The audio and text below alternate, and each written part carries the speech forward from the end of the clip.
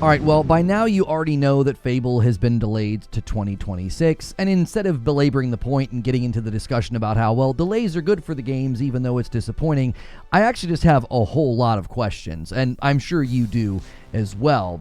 The first and most pressing question is, well, why is this happening?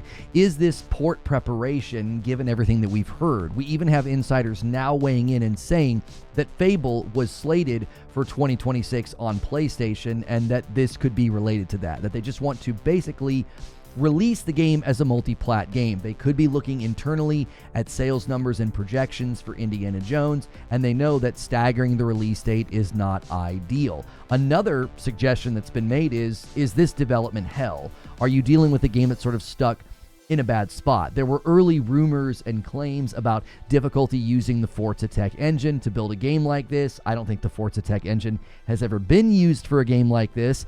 And then if you look at their job postings, it can get a little concerning. Why are you hiring so many people in the year that the game is supposed to launch? And some of the job postings seemingly are pretty big people that would work on pretty significant portions of the game. Now, this also could be related to port preparation for PlayStation. If that's the case, I would imagine Xbox loyal fans are going to feel a certain kind of way about one of the biggest titles, or probably the biggest title that was slated for 2025, slipping out of the year so that they could get it ready for PlayStation, which is related to another question that I have. Did they know in the summer of 2024 that this was going to happen?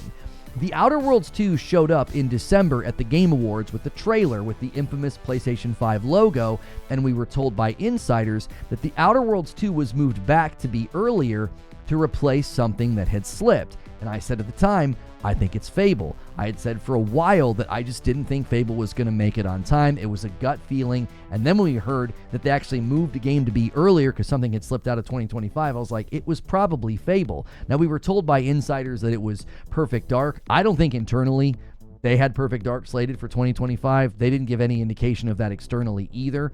We also have other people saying that they're hoping to see Gears of War this year. I just don't know about that. It seems like they're going to have their big four even without Fable. And related to showing Fable and related to showing up at showcases for 4 years in a row with Fable there, another question I have is, why did you show a simulated gameplay?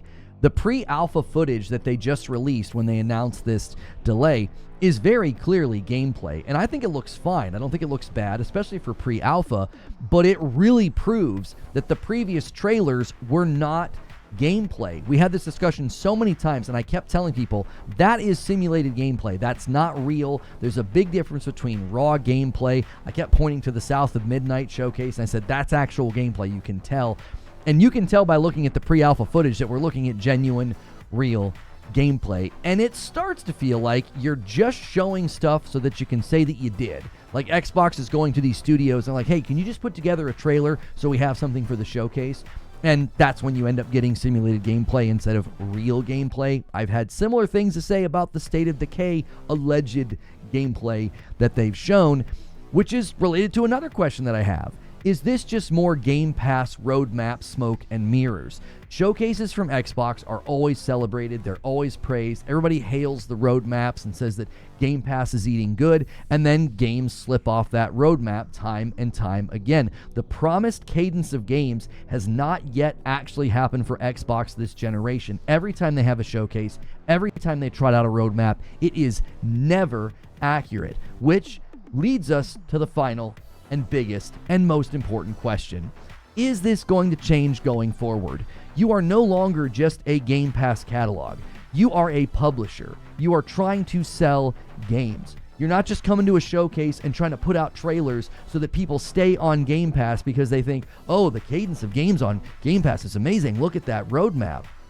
We know from interviews with Phil Spencer that they're going to have the PlayStation and the Nintendo logos at these showcases going forward. So if those logos are going to start showing up, well, it's time for the games to start showing up as well. I'd love to know what you guys think. What's going on with Fable? Leave a comment below. Are you upset about this? We have lively discussions every day on the channel, so if you like this video and you want to have a chat with me about it, be sure to remember to hit like, share, and subscribe.